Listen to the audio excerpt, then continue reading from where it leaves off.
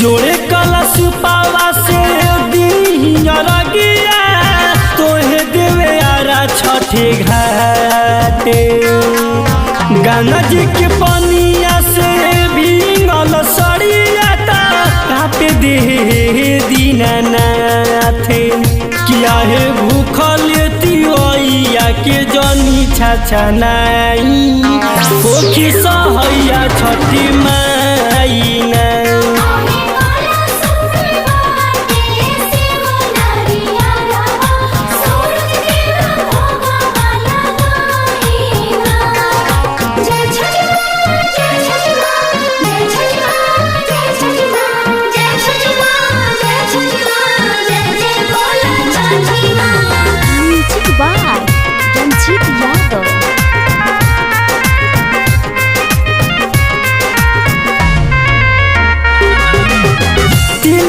के भूखल बारात तोहारो तिवैया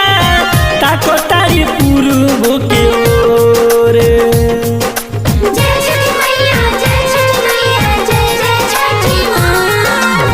देहिया में बाचल ना बाटे सकतिया ए छठी मैया मोरे आहे दर्शन देखाई सूरज गोसाई मनवा दी हरसाइना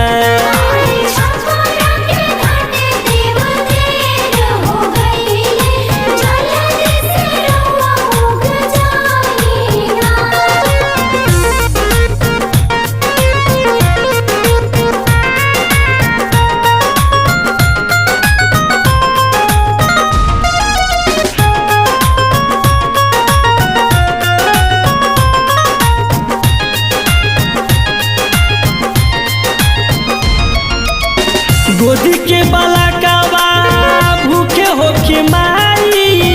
घरे रोते चिल्लात